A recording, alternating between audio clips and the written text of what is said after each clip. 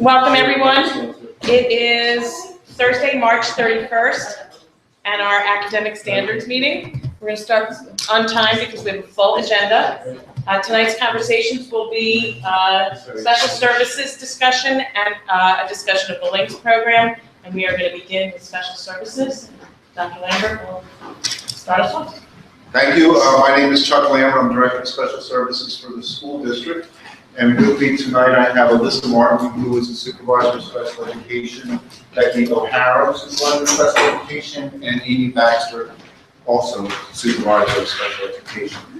And I know that you have a lot to cover, so I'm going to talk fast. We asked, what do you want to know? These were the questions that came back to us, so we will answer these questions. However, we're more than happy to entertain any other questions or any other topics you might want us to address.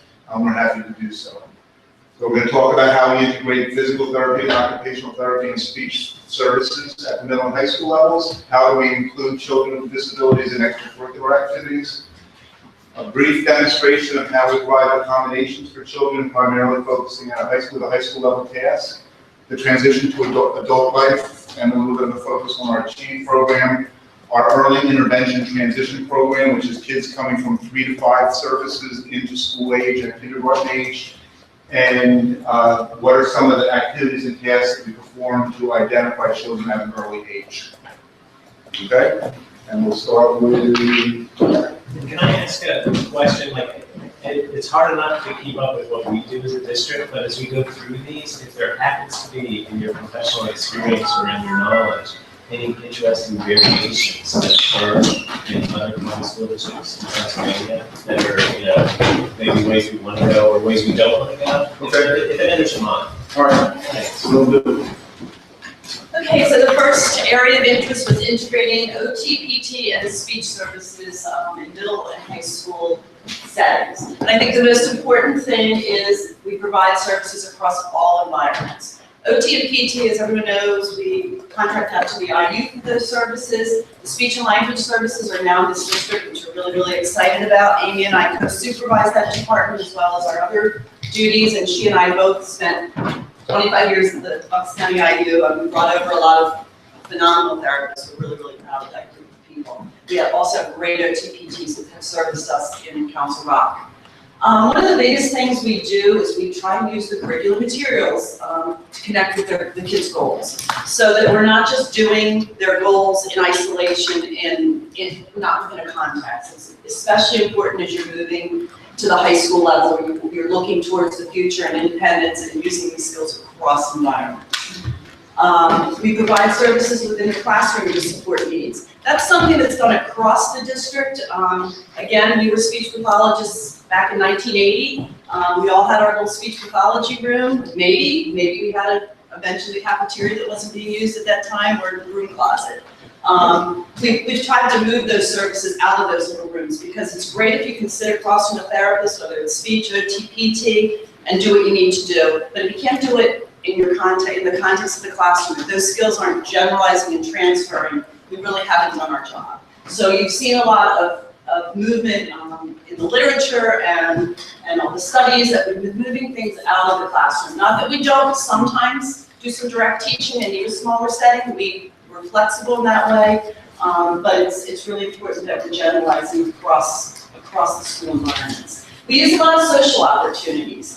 Many of our students are on the autism spectrum.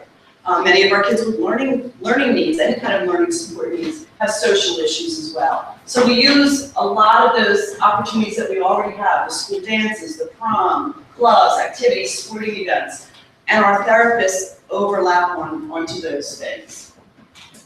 Consult with the staff, that's a big part. When you're a therapist, you can do a little bit of something, or you can teach everybody to do it, and everybody's doing it across the day. So consultation with staff is very, very important.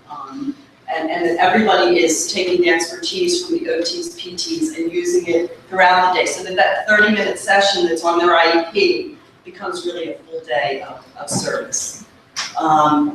Community-based instruction, that's something we spoke last year a lot about. We do a lot of community-based instruction in Council Rock, which is really, really exciting, because our kids don't just, they are part of a bigger community. They're part of Newtown, they're part of a bigger community than that. So you'll see our kids out in all the restaurants, the stores. We're working on, when we go out on CBI to Sale House, we have our OTs, PTs, and speech therapists go.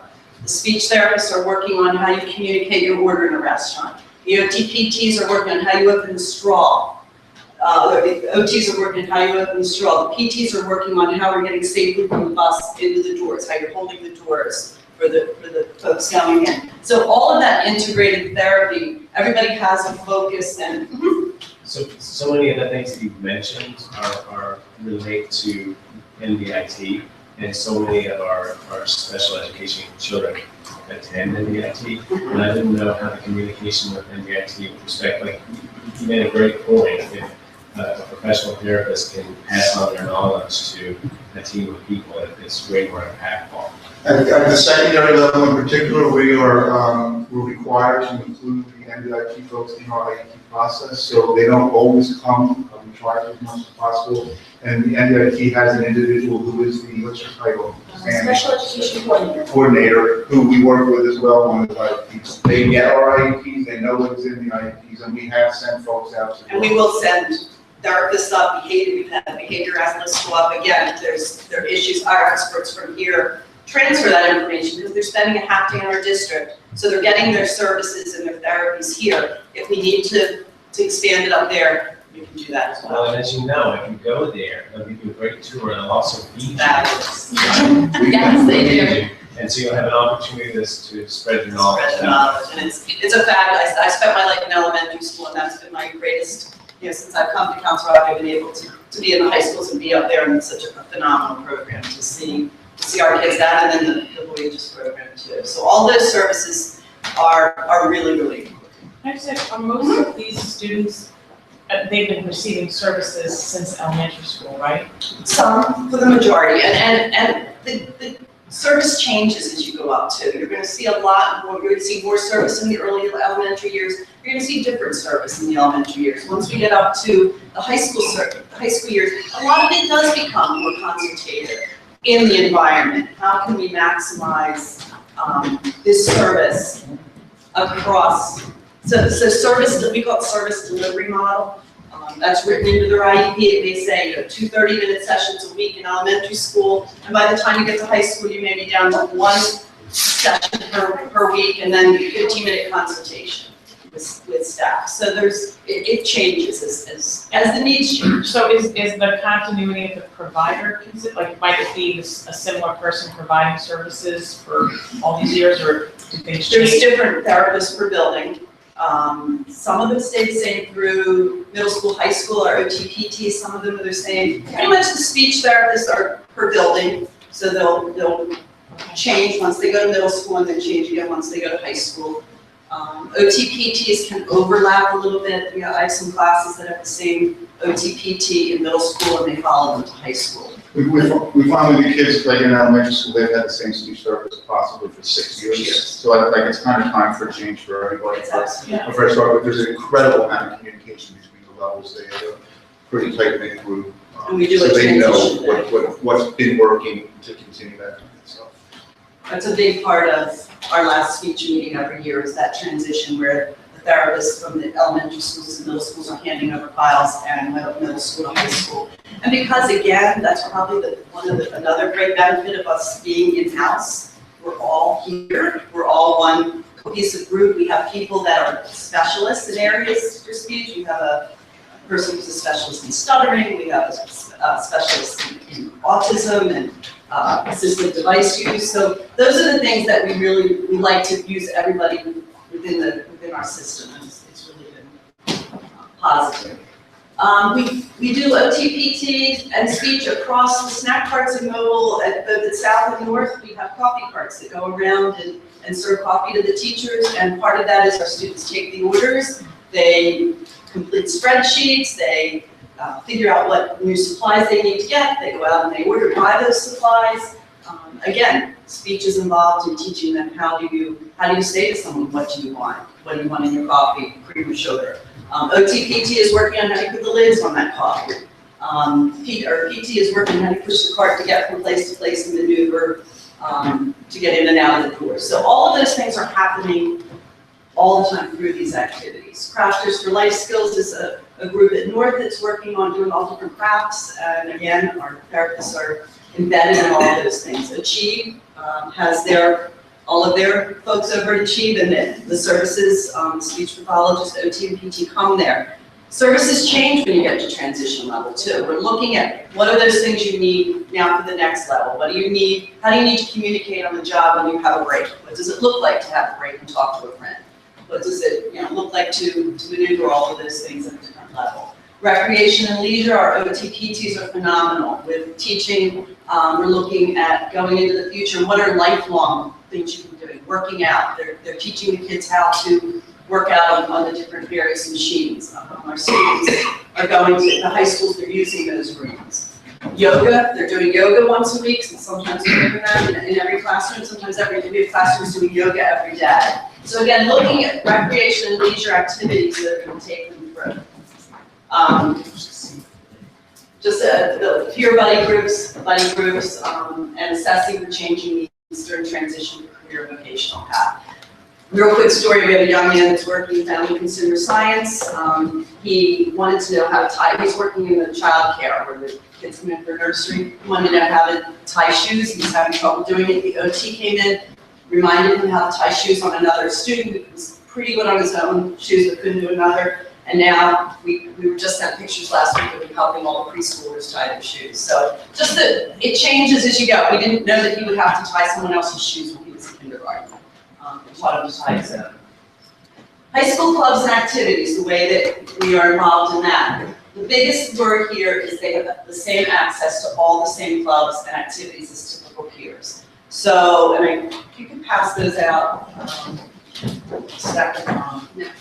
where are they?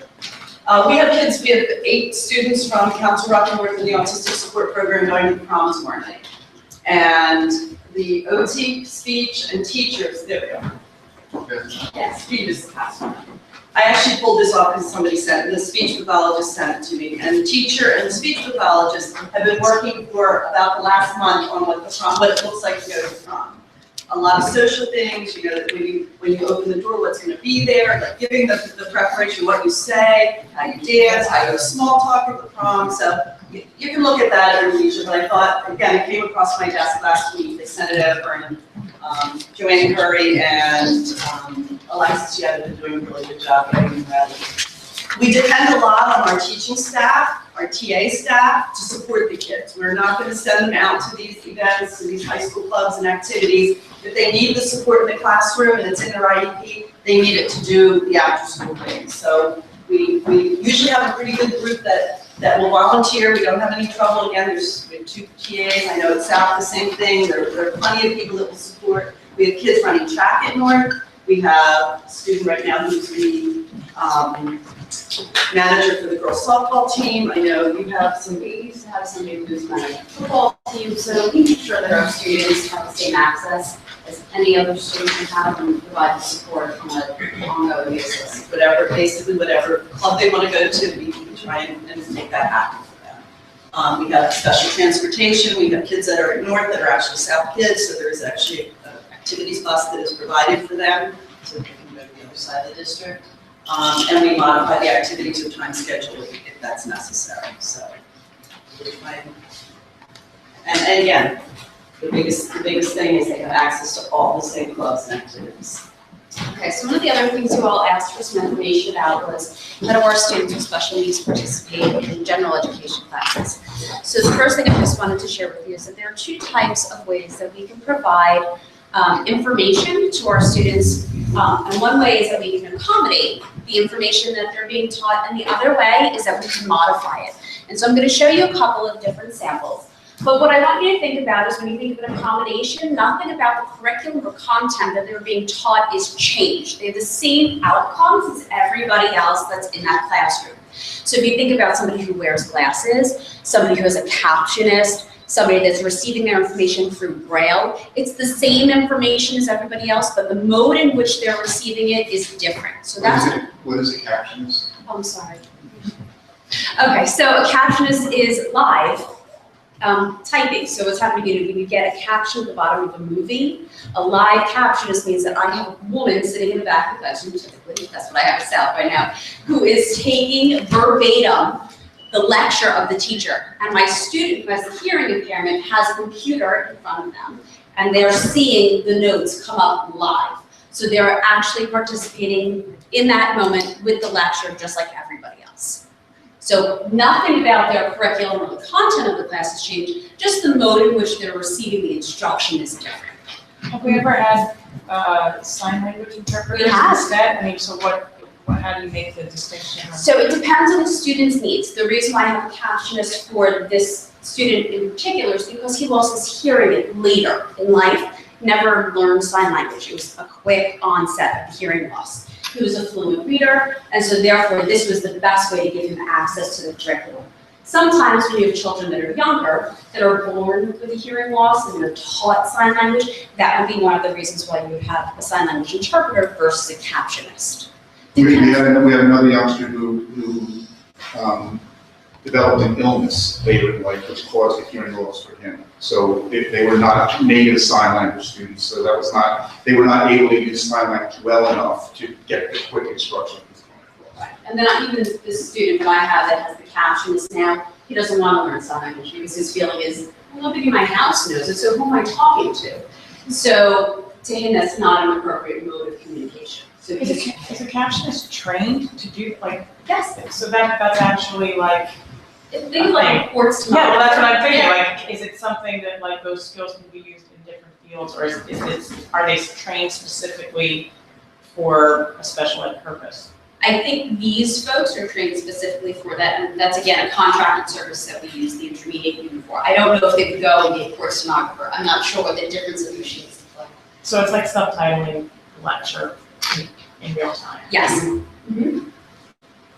So a modification though is something that what we try and do as IEP teams are determine the students' outcomes ahead of time. So for students who have more significant cognitive impairments, they absolutely have the right to be in that general education classroom and have access to the same curriculum instructions everybody else in the school district. But sometimes we change the outcomes for them. Maybe they don't need to learn as much of the curriculum. Maybe it's not the same depth or the same breadth of curriculum that everybody else is doing. So sometimes we take information out, sometimes we change the expectations, we have fewer questions for them. So overall, what they're learning looks similar, but there are differences to it, and there are nuances to that. The students that fall into any of these categories these are all situations where there's separate teachers from or a teacher assistant or something in addition to the classroom teacher, or would a regular classroom teacher be? So sometimes it can be consultative, where there's a special education teacher who works with a variety of different teachers. And what I'm going to show you in a minute is one of those situations. So Holly Lazar, who is a special education and science certified teacher at South, supports a number of our intensive learning support and life skill students out in the general sciences. So in one period, students go out with teaching assistants, and then she goes and consults, depending where the need is. She may plan herself in one classroom one day, in another class another day, but she makes all the modifications for the students. But so at times that teacher will be there while the lesson is occurring and helping with the accommodation modification. At other times they may modify it at a different time, provide it to the teacher, be presented to the. And I would say most of the accommodating and modifying that happens is done by a special ed teacher. It may be during class or at That's exactly what I was asking. So the next slide is. Hang on a second, I have one more question. Yeah. Do we in any way note on the transcript when you've done number 2 there? You may not on a transcript put anything that would indicate the child has a disability. Now, on a report card, we will note the modifications that have been done. But on the transcript itself, it will just have the name of the course and everything. And what you need to know also is that the way our special education teachers report in HAC is next to the assignments, if the parents click on it, there's a description of the modifications that were made to the child's instruction. So the parents are well informed about what the outcomes are for their student. And then of course the IEP does speak to the level of modifications that are made in each of the classes. And at the elementary level, there will be a checkbox talks about IP modifications we use. And for many kids, I'm not gonna say all of them, you actually will have a checklist that says this is specific to books. It's just at high school up here, so that's fine. Okay, thank you. So this is from Curriculum Connector, and this is the essential questions. I know it's really hard to see. So this is from a behavior science class, okay? And what the students are supposed to be able to get away from this lesson is they need to understand the parts of the brain and the neuroscience behind learning. So if you go to the next slide, And then the second column is what the essential learning is. that's the big part that I was talking about. So you have the standards, the essential learning is where the team starts their conversation about what those outcomes are gonna look like for the students, what's gonna be different for them. So for example, this was presented to a general education classroom. These are the parts of the brain. There are 11 different things up there, vocabulary words that students need to know, master, and understand. This is a sample of something that's accommodated. So the 11 vocabulary words up there, there's some visual supports. There are the boxes, there's word banks, and it splits the brain into it helps to label it for them. So this is something that Holly Lazar had done to support one group of students in a particular class. And what you'll see is that she's modified or changed this in some way. So there's actually 4 different modifications going on at the same time in one classroom. So the regular students might just have that blank and have to recall. Exactly. So what she's doing here, she's providing a way to help them recall the information, but with that visual support. Now you can see this has been modified. So now they're responsible for less information. And so that was something that was predetermined with the general ed teacher to help keep the integrity of that curriculum and that content intact. We find that if you don't do it ahead of time, that's where it starts to get sometimes uncomfortable, I'm not sure how to grade this and what's really important for this child to learn. So all of this is done ahead of time. Then again, we have another change. So even fewer vocabulary words, the picture's a little bit different. Now we have lines, we don't have boxes. So just depending on the needs of the student, we make these modifications so that everybody is able to access that. That's okay. I'll keep going. All right, next, so transition to adult life. So this begins when a child turns 14 years old. That's what's required of us by IDEA. And so there are 3 areas that we focus on, and that's post-secondary education and training. So that means, are we going to college? Are we going to technical school? Do we want to go get training in another area? Then we talk about employment. Are we going to be competitively employed, just like we all are? Are we going to need support in employment? Or is it something that, we're going to be looking at a facility to help us get some career skills? And then lastly, independent living. Are we living alone? Are we going to have that outcome? Or are we going to need support from families, natural supports in the community? Are we going to live in a group home? Those are the things that we work with our families beginning at the age of 14 to start to plan for, so that we can align the classes that students take, their instruction, and the IEP to get them to that end goal. And Dr. Foster, the MBIT program becomes a critical part of this. This is where you'll see it most of the time. Okay, so we are really fortunate in Council Rock because I have the honor of supervising the Achieve program.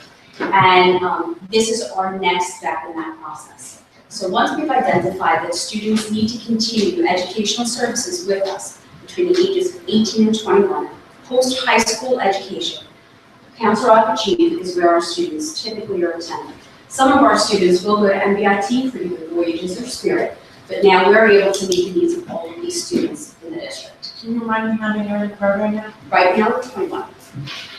And I think it behooves the public, we're required as a school to provide We this are, service. yes. It's So not the- an add-on. No, this is not an add-on. So for certain students that are in need of this type of instruction, in the past, we typically sent our students out of Council Rock. They went to an IU program, which was always wonderful, and they did a great job. The problem is that the majority of those programs were housed in Doylestown. When those students turn 21, they don't drive. The connections that were made in Doylestown, they were no longer able to maintain because Bucks County Transit, the transportation service that we have, is poor. And so parents would sit around the table and they'd be really upset because this is all great and I got a good education, but I don't have any contacts where I live. So Achieve does that for us because we work within our own community. How many can we accommodate? I mean, is there room for more students? Do you know? As we get into budget season, you're going to hear. Because we started at one class. I haven't even fully vetted this with my cabinet team. We started with one class this year. Past year, we opened the second class. Our numbers are huge next year, so we'll be talking about adding a third class. When you say Financial- huge, it's because there's that many 12 We have graders. 12 kids coming up. 12 kids that are graduating. But financially, it's definitely the best thing for the kids, without a doubt. And financially, we can, if we had to put the kids out and pay tuition, it's far more expensive than when we do it by ourselves. So it's an overall great deal for everybody. So I think what are we talking next year, 2033? Yes. And there's enough resources in the community, and I mean, we have enough of those connections to Oh, apply. yes, and that's what I wanted to talk about really quickly, so you just get a sense of who we're working with. Our first year that we started in 2013, we actually had so many people coming to our door when they heard about us, saying, we want you, that we had to turn people away, which was absolutely amazing. So right now, I'm going to try and just remember it. We have Campus Close, Shopping Bag and Return, we have the Northampton Township Library, St. Mary's Hospital, which has about 8 different job sites for us in the hospital. We work with the Newtown Athletic Center, and then just keep going. The Baby Bureau, which is brand new, which is wonderful. The Community Partnership, Foundation's Community Partnership, I write grants to them for this program every year.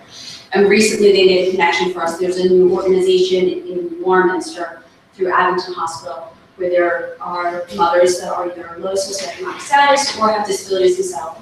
And our students go and they put from donating baby clothes. They wash it, package it, and deliver it to mothers in nurseries in the county and the community.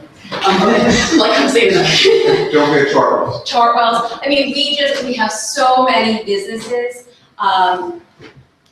The one thing that I do have to say though, not every student goes out to work. And I do have to make that clear because we do work very closely with the adult service world when the students come into transition age, when they come to achieve. Because the reality is we're trying to prepare them for real life. And if they're not going to be supported in adult life, I'm not going to put them out into a job that's never going to become fulfilled. So that's one of the things that we do look at. Okay. We're going Now we go over. Now we go there. Early intervention, so we are going backwards. This is a process for students who are currently receiving services in preschool through the Bucks County Intermediate Unit. The process is to ensure seamless transition between preschool and school age services. In November, the district hosts a information night for parents whose children are transitioning. And the actual process, I'm sorry? How would they find out about that? Through the intermediate unit. We're not allowed to know who these children are until we get to the next step that Amy's going to talk about. So we send our information to the intermediate unit, then they send it to our parents. I don't understand, but how does the ID know? I mean, how, They or is it provide- just parents know that? They're the service, parents just have to know. Usually physicians will tell the parents that they need to hook up with Right. services. And then the process begins in December with an initial meeting. We had about 8 this year. They're a day long. The parent comes for about 40 minutes. Not And 8 meetings, 8 days. we had 8 days of meetings, correct. And we talk about the multidisciplinary evaluation. The multidisciplinary evaluation happens, then the IEP, if the student is deemed eligible for special education services, and then we talk about placement options. Can you tell me about the trends in numbers? Like, is it consistent? Yeah, it's good. No, you're right on. It's generally about 100 children a year. Some years I think we have a little more than others, but typically it's about 100. Half of those students coming in require a full multidisciplinary evaluation, which would mean a school psychologist and related service providers as deemed necessary. It could be hearing, it could be vision, speech, OT, PT. We work with a team approach. The IU staff works with us to transfer records, to begin data collection, to learn about the child. We work with local preschools so that we can go out to observe preschoolers and do the evaluations. The homeschool team, so if the child lives in Richborough or Holland, that team completes the evaluation and the IEP process. And from there, a conversation ensues regarding the needs and the strengths of that particular child, and decisions are made following observations, whether the student's needs would be best met in the homeschool or in the district classroom would better suit their particular strengths and needs.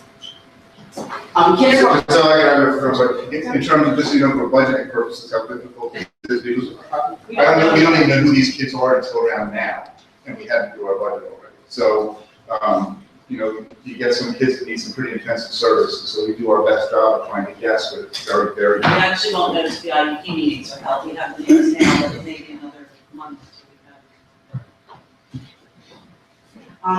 In kindergarten, all students, to the maximum extent possible, participate with their general education peers in the general education curriculum. Their services are based on their needs, which is driven by the IEP, and the team determines the level of meaningful inclusion. If it's a homeschool placement, like any other kindergartner without a disability, it's a half-day program. The services are provided during that time. We try to blend in the classroom. As both Becky and Melissa said, we work really hard with our teams so that our services are provided within the context of the classroom. Students come with a variety of skills and services. They usually focus on language, social, and or behavioral skills, and we reinforce pre-academic skills. Sometimes students are pulled for instruction if their level of need exceeds what can be meaningfully introduced or worked on within the general education class. So, I know we had a lot of conversation previously about full-day kindergarten, with questions about who do provide full-day kindergarten. So this is a kind of a sample of where we do provide full-day kindergarten services. These are kids that have come to us through the early intervention process. And when we did that, and these kids are often coming from a full-day program, so we want to maintain that full-day program for them. These are children who will typically, everything's typical, we never know for sure, but typically we'll have a programming in multiple disability support, life skills support, autistic support, sometimes emotional support. It's actually, it's the next slide. Oh, I'm sorry. It's okay. There you go. I didn't have that in my hand though. Oh, that's okay. That's all right. Yeah, so this would be the full day. Exactly. I'm sorry. That's okay, Chuck, you got it. And some of those half-day kindergarten students may be coming in with just speech and language needs, Their IEP may only be for, that was the other half of the kids we see, half are MD, and then a large portion are coming in with speech and language, so they're going to be typical kindergarten with that. So about 100 students are evaluated and about 12 to 15 meet the criteria for a full day. Is that what I'm trying to say? For a district class, yes. I And would some say of that's- it is more than that. Between all of them for full day, not more than 20 probably. Sometimes the students, they'll qualify for special, but they'll still remain in half-day. So, Yeah. so I think what we were saying as part of the discussion for a full day is there may be an interest in a deeper dive of where we're drawing that line. This isn't a financial year, and that would be as generous as we might like, but we probably want to take some time to look at it. And I don't think what's included in that is English as a second language, correct? That's That correct. This is a disability of some sort. That's correct. I think, at least for me, that was my interest level to understand 100 students and the lines drawn by the nature of what in the past has been necessary, and do we want to look at the benefit of moving that line slightly, because some of those kids who maybe we don't get to that first year to get full day, maybe they could benefit from it more. And I think that's what we're hearing from the public, that there may be some opportunity there. No, that is exactly, she articulated exactly. Right, and that's what I just want to make sure I pointed out, so when we talk about kids receiving full day program, I don't believe it was within the context of that previous broad discussion. I didn't know we were doing it all, to be honest, so I'm glad to see that we're doing it to a certain extent, but maybe we want to understand how do we draw that line, and if there's any opportunity to do more? Where we're drawing the line is children who have a need for intensive program. They primarily are coming from a full day program, so we don't want to decrease in that. The other thing is, if you think about your kindergarten day, and if I have to give you speech, OT, hearing services, there's no time left if it's just a half day. So that's the other reason why we provide that service for those kids. But it is, I'm going to say it's not more than 20. Not more than 20, and it's much less than it was, it's come down significantly because more students are staying in their home school. It's really, I think we look at it really carefully to see who absolutely needs that. And they're district classes, these are district autistic support, life skills, intensive learning support, MDS. Right, that's. They're not learning, they're not students that, well, they haven't even been identified as learning disability yet in kindergarten, so we. Is that only offered at certain schools? Sorry? Is that only offered at certain The schools? full day program? Yeah. It would be based on where we run that district program. So for example, if it is the autistic support class, it would be at Holland Elementary School. The intensive learning support class, it would be at Holland Elementary School. If it's an emotional support program, kid need, it would be at Marina and Wells. So wherever we're running that program. So they get Half staff, of the day within that program, and then almost always at half of the day in the regular kindergarten program. so they would stay at that school for first grade. We almost always, and we never say always, most of the time. I thought I said something else. Again, not directly to what you, that question about full day kindergarten, but it's just talking about what are some of the things that we do at the kindergarten level. We do have the full day programs, we talked about. Anything else you want to add here, Amy? No, I think we. In terms of what do we do in special education, we have what's called our child find obligation. It is our obligation to find any children who may have a disability and to provide programming for them. We start that in kindergarten. So we have, our teachers have, their antenna up to look for kids who may be struggling, so we can determine whether we need to go through an evaluation process to determine if they have a disability. OT, PT, and speech are often first indicators for kids at that developmental level when they're 5 years old. So our OT, PT, speech people are available to the ISD teams, and they will go in and do quick screenings to see if something warrants us going further than that. I don't have numbers, but it's a fair number that we're going in and ask to take a look at it. Also, we do in November of first grade, we do the COGAT, which is the Cognitive Abilities Test. It is a screening measure, very brief, for cognitive ability. We use it for our child find application for gifted students, but we also use it to help us get in and see if we have some kids that maybe have some cognitive deficits that we want to take a closer look at. We also use the DIBELS test at the kindergarten level, first grade level, we still doing second grade level. It is it's like a SWAT team approach where we get as many bodies as we can, and we run every single kid through the test, and it gives us data on their phonemic awareness, verbal literacy skills, to see if there is a need for us to go further in that evaluation. So every kid gets that. If you ask me good questions, what about math? I would say that's a good question. So we are constantly, recently talking about how can we do, that's called a universal screening. How can we do that for mathematics as well? Every kid in the district takes this? Every kid will get a DIBELS, yep. If you look in the, I guess it's in the handbook, I'm not sure where it is, there's someplace where we list all the assessments that happen in school that is listed there for something that they have. So they're well worth it. So what is it, 15, 20 minutes? First year. Yeah. And it's done multiple times. We do it That's- 3 times a year? We do. 3 times a year. And that's the only one given to everyone? All of the kids will also get a DRA assessment. Is that what we're calling it now? Yeah, And the requirement. that one, so somebody, who decides if they want the other test, the teacher? The DIBELS, No, Okay. yeah, everybody, I'm sorry, everybody gets that as well. oh, I'm sorry if I didn't mean to. Everybody gets it. And then you're hopefully aware of the instructional support team. Our instructional support teachers are first ones that get that are on the radar. We have a kid that we're thinking of maybe some struggling with. We get in there as quickly as possible, start putting some interventions in to see if we can go any further with that. Any questions for us? How we doing? That was great. Thank you.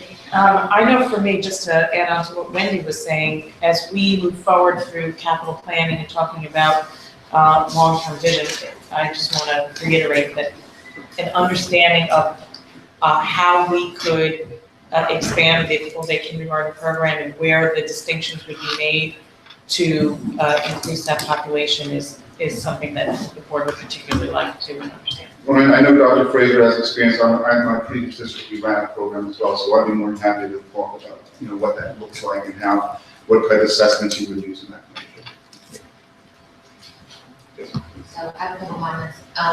First of all, I'm proud of a lot of things we do at Council Rock, but special education is near and dear to my heart. I've seen kids with what probably most people would consider a minor disability, but significant enough that very questionable if they would go to college, go to relatively challenging colleges. And it's only really because of the work that's done in the special education department. And I think that can be said all the way through the program at all levels. Disability, I don't think we're perfect. I don't think anybody here thinks we're perfect, but it's an outrageously great program that Council Rock offers. I would say people move here for it. I would. So you guys have a lot to be proud of. Well, I appreciate it. Thank you for those comments, and I get calls regularly from people from all over the place about our special education program. We tell them Central Park. I'm busy. No, we do get a lot of calls, but thank you. You spoke of early intervention. Sorry. What processes exist for identifying students with special needs and later, not just in early elementary school? It's a great question. That slide where we talked about the instructional support team and our teachers looking at their data, that happens all the way through the school system. So I would say that we have the largest number of our evaluations are probably hitting kids around second grade, third grade, fourth grade, then it starts to drop off a little bit. But we're doing evaluations of kids in middle school and high school as well, because we're seeing something that's saying to somebody, we have a concern.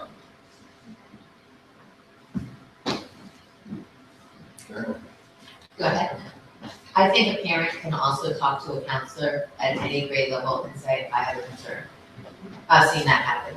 So the kid might be doing fine in school, but the parent is seeing something and they're just, and as far as my experience, counselors are pretty open to saying, well, tell us more about that. And then there's a discussion, and if it's warranted, then there's testing.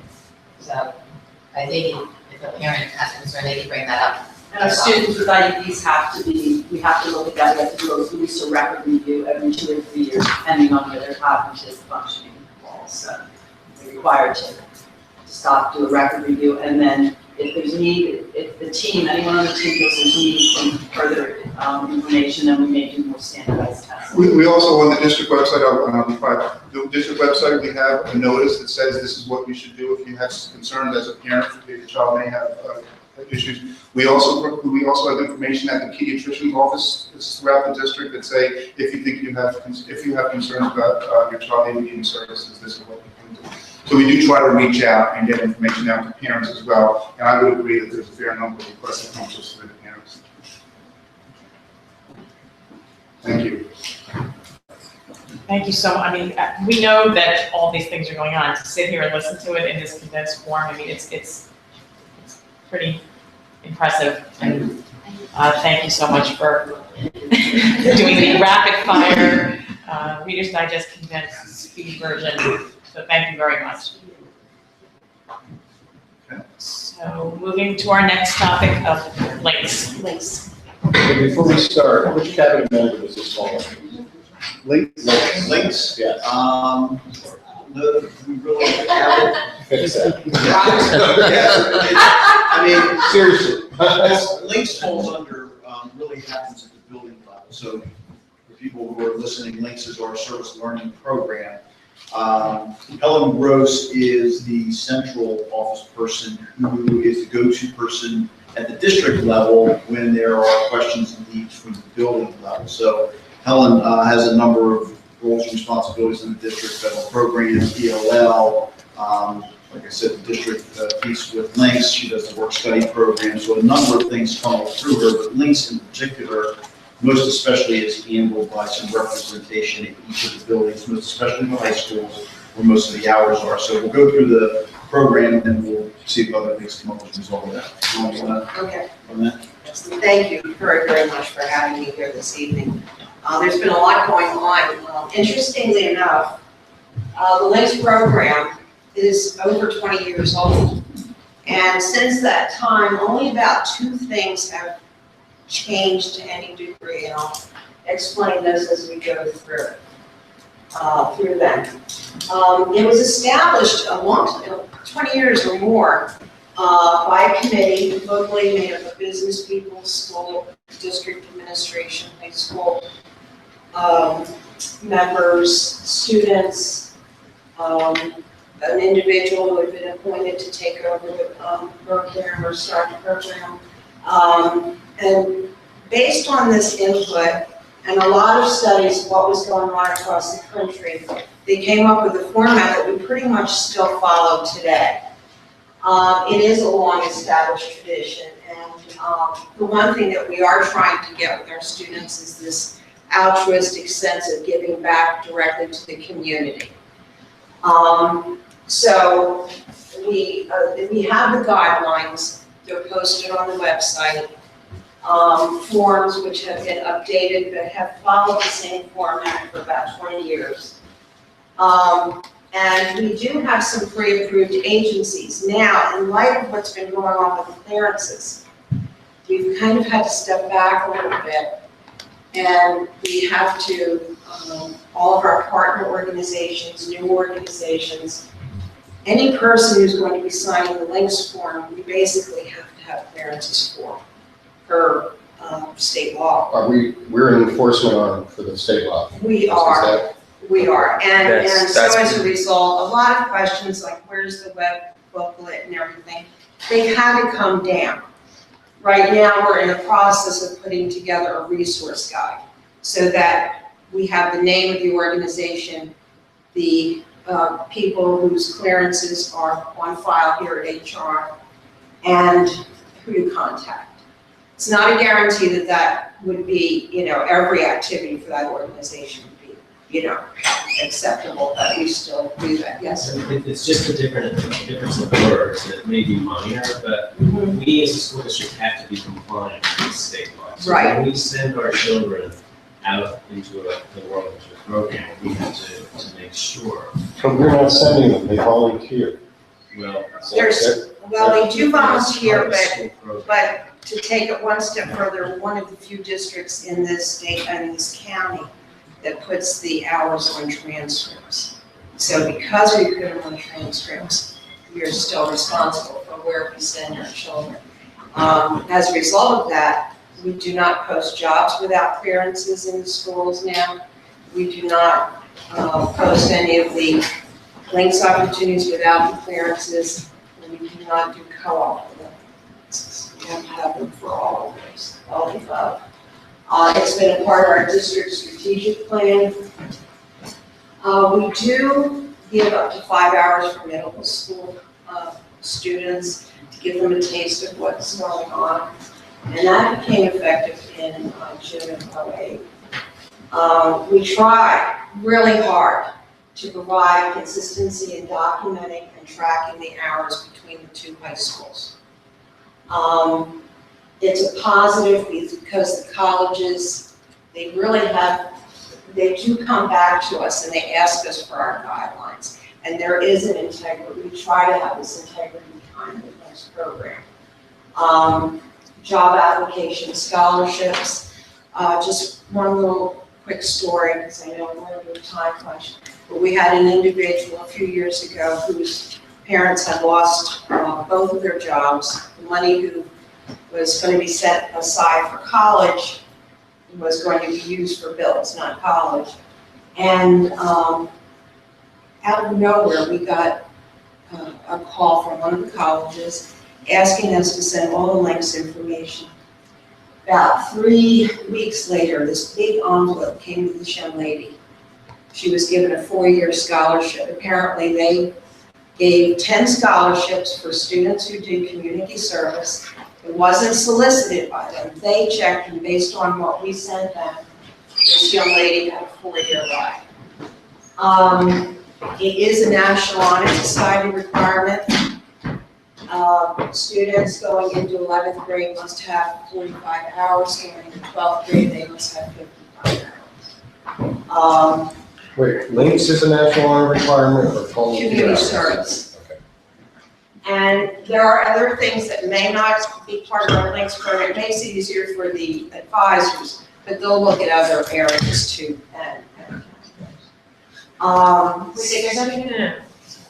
For example, if a young man is going for his Eagle Scout, the students who would be helping him on the project would be earning links hours. The student himself would not be gaining the links hours because he is going for an award of personal achievement. However, if he has been doing this, it would count towards his National Honor Society. And how do we track that? It's all written down on the links form. So, and most, I talk to a lot of the Scoutmasters, girls going for the Gold Award, if they're going for any kind of badges. But if they're helping, which a lot of the kids have to do, they get the hours. So,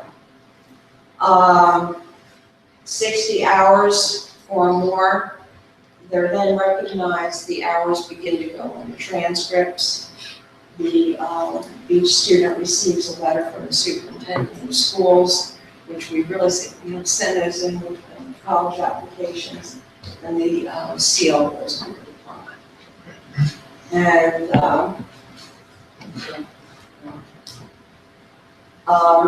last year, we documented 62,249 hours. And cumulative was over 120,000 links hours that were logged in. This year, I expected it would go down some because of the clearances that went into effect February 1st. Is that fair to the students that are trying this year? That it What? went down? I mean, we're not prepared to allow them to get their links hours? I'm sorry, I don't understand. Well, you pulled everything off the web because of the state law changes. So we as a school Oh, district are not prepared. We really we've been preparing for this since November. We've been telling the students since December. And we've been calling organizations. We've been trying to get all the information out there. And this is the 1 year that the students, up until the time when their hours are due, even if we don't have the clearances, once we get the clearances, we will backdate them for the February, 1st deadline. We don't want to penalize the students, but we are bound by the state to have the clearances for these for this program. So you're saying normally there's a certain deadline that we're gonna be flexible on to accommodate people? Well, we will not put the hours in and lock them in and hold on to them until we get the clearances. And the ladies have been, in the schools have been calling and trying to get the clearances from individuals and explaining that the clearances are volunteer clearances, they're free.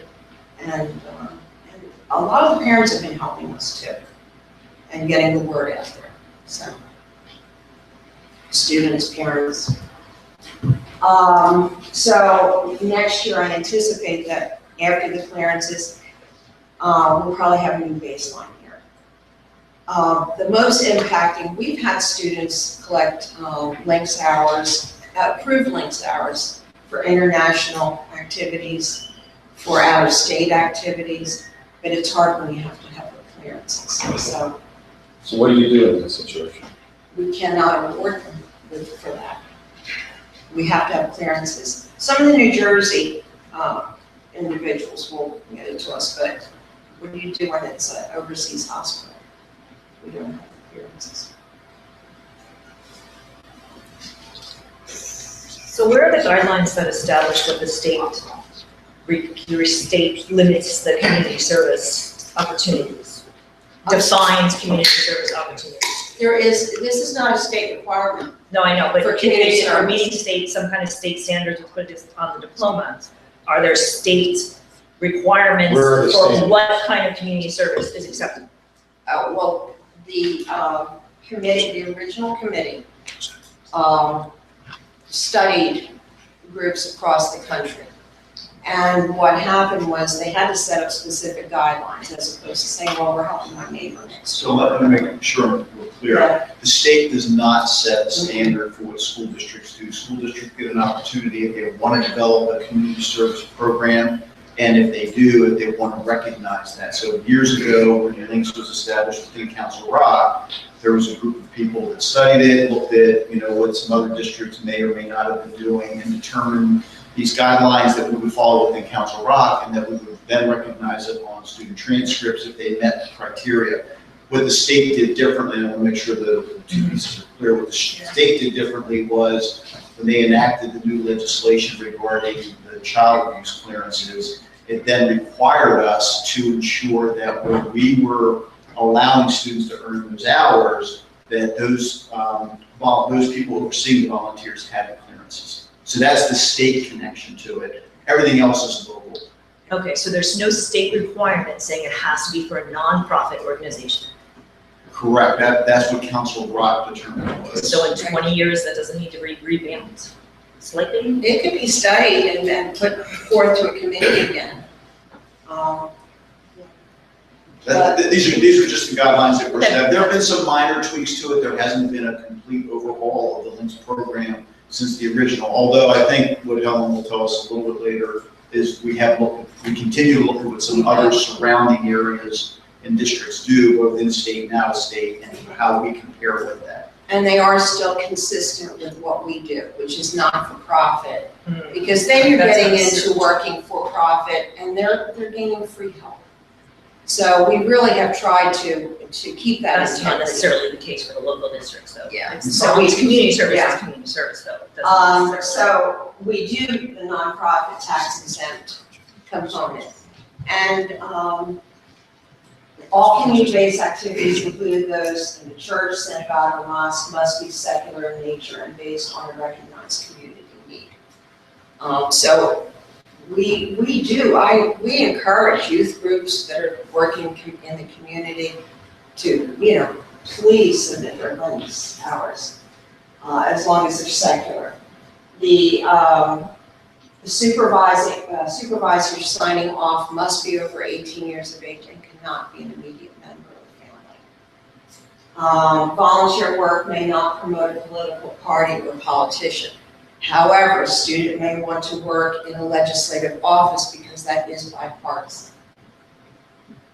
The activity must be performed without any fiscal, personal, award, or gift-type compensation. And that's basically the crux of the matter. We really want the students to give back to the community and to develop this as a lifelong learning component.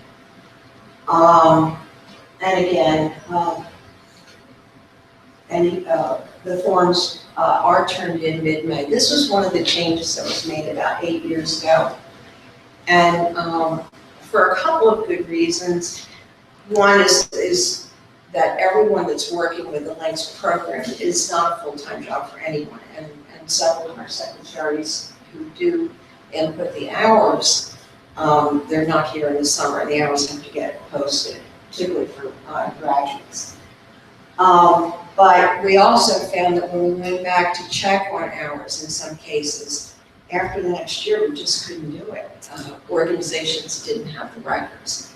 So we maintain that deadline, and it's worked out pretty well. And we also encourage the students to fill out their own forms so that they are indicating what they learned from the experience. So. What did that second to last one mean? Oh, I'm sorry.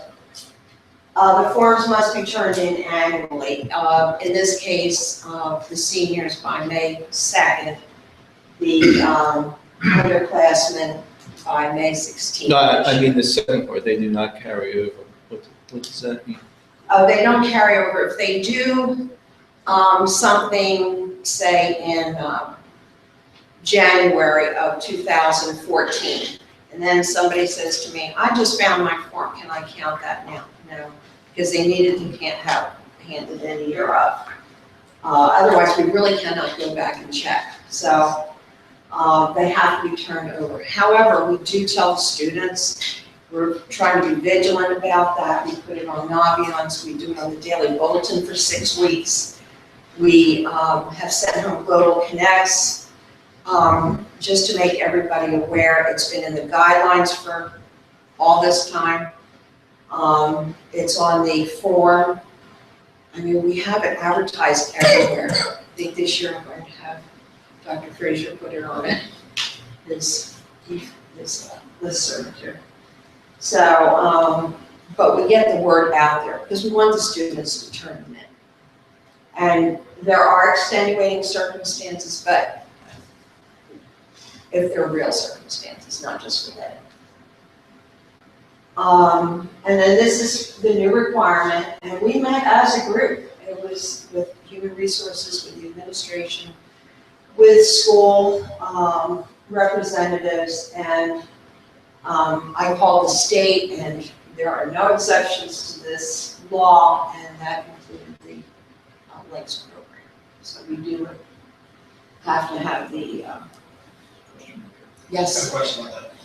So, do we have any kids that aren't getting their requirements because of this law? I'm sorry, you mentioned that already, but. I think some of the students have shifted in what they were working on, and we've helped, you know, a lot of the parents have called me, and I'll redirect them to another place. The other thing I do want to point out is that we do post upcoming opportunities. There's been a tremendous amount of things going on in the schools now.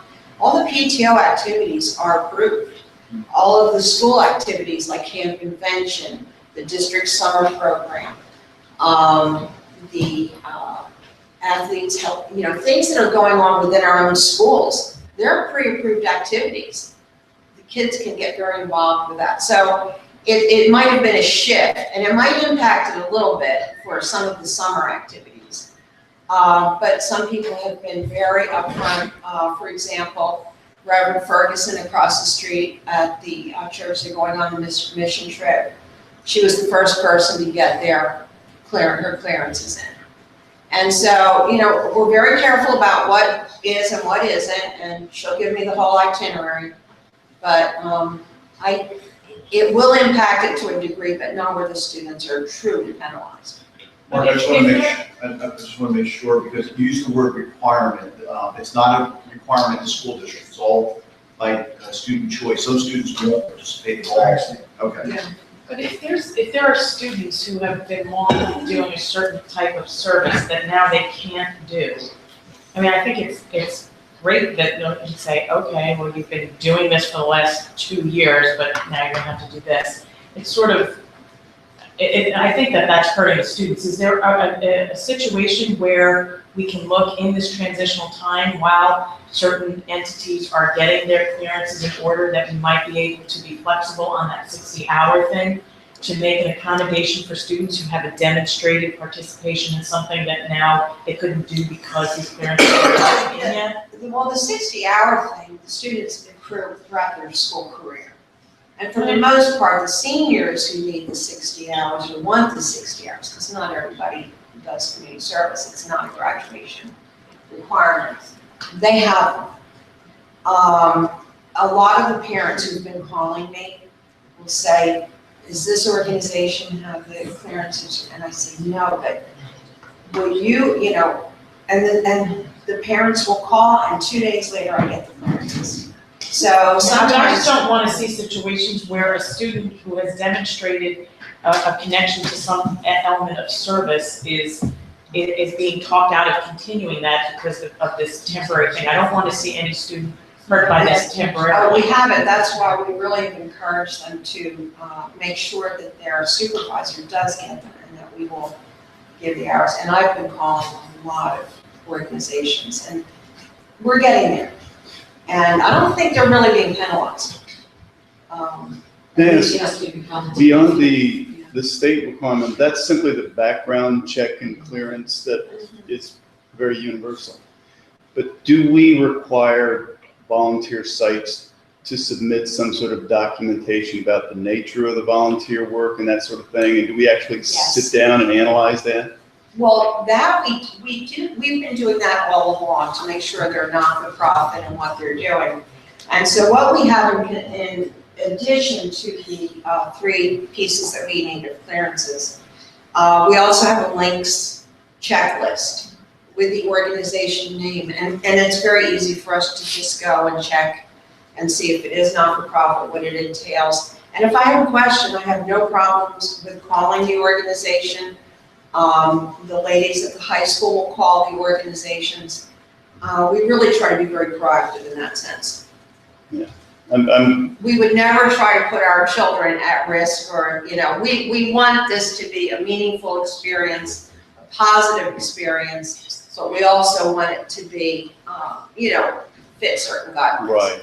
Yeah, I'm actually speaking at it from another point of view, and particularly looking at an email from a parent who feels like we've gotten a little bureaucratic about it, that we may have really gone a bit further than we need to in terms of evaluating the validity of a volunteer site.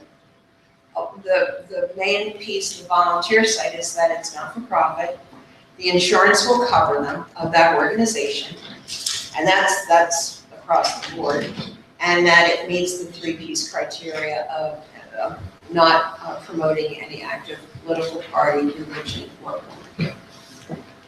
Well, yeah. my original question is, which cabinet member owns it is, this is cost of money too, and we're $14 million involved, so it's, right, I want to know whose budget this is it. So, Costing money in what regard? well, we're kind of bureaucratic, so we're paying a couple of secretaries time to do this, we're paying Dr. Gross time to do this, and, could we streamline it and make it a little more efficient? That's what I'm thinking. Wow. I will say though, this is actually a small part of my job. My main position is federal programs. And the ladies who are in the high schools, their primary jobs, one works for the CARES office and the other individual is receptionist at Sal. So yeah. And once a volunteer site's approved 5 years ago, it's not reviewed on an annual basis. It's not that kind of. There are certain things that we just know are continue to be Right. not for profit. When you have St. Mary's Hospital, when you have the Miracle League, we have certain things. Now it's just making sure we have the names, the clearances, Right. can continue. That has not been a real problem. Right. Yes. So that's an interesting question. What kind of feedback do you get from the kids as far as the organization that they go involved with? And have you ever removed anyone from the list because of feedback from the kids? We've only had to remove one, and it was a nursing home, because they went from a group that had a not-for-profit volunteer agency. They were bought out, and it disbanded. So the students went to a different. Well, that's my question. So is there a method for the kids to put a review of the programs, maybe on a website or something like that, where they can write about their experiences, kind of like a Yelp for links, where kids can see what they experienced. That would be up and run that, will you do that? That would be very interesting. I can't even get them to fill out the form.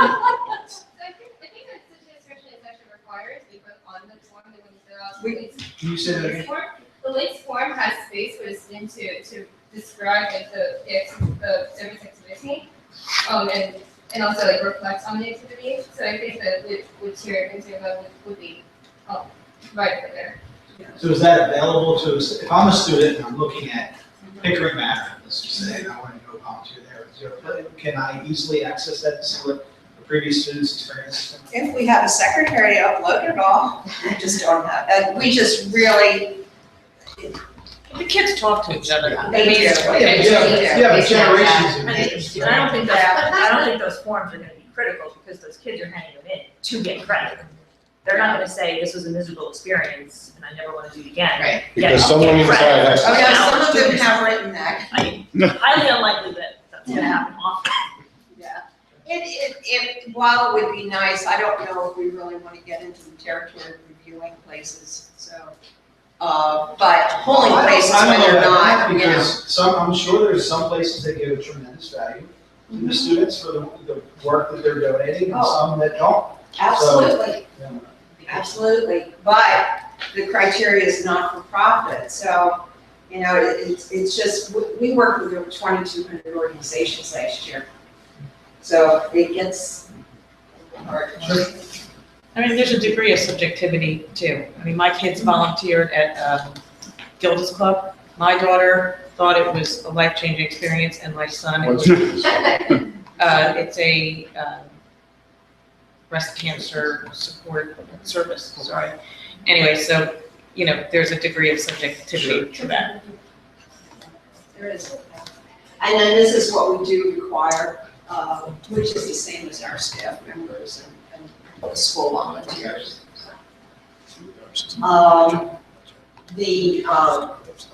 We did, like I did say, we did pull off the web directory, and we are now, we just, like, how are we gonna do this? Because the clearances, the names, tying everything together. So now we're going to develop a resource guide with a listing of things in a more directory look. So, And what's the target date for that? I'm hoping about 3 weeks from now. And is there a way for students to track their linked credits online? Is that part of HAP or anything? No, they have to go down to the office, and both offices do it a little differently. Is there a way to incorporate that into HAP? I don't think we can, it's probably easier to incorporate in, something in audience or something as act as. Okay, I mean, is there a way that it doesn't I have have? to check, I'm not sure if we can build something that would be unique to the student, and only see the students, not see everybody else, yes. So. We had looked into it before, but it was cost prohibitive at a time when budget, budgetary. We can check it in documents or something else, or even if we can do a link to the website or our website, maybe we can do, site cleanup and we have some more flexibility. Would love to have the kids be able to check it, or the parents to check it. I would love that. Upcoming opportunities, like I said, are pre-approved. That's, once they're posted, and I post them myself, so that we know what's going up, what organization it is it one of ours? And everything is consistent on both websites, both north and south.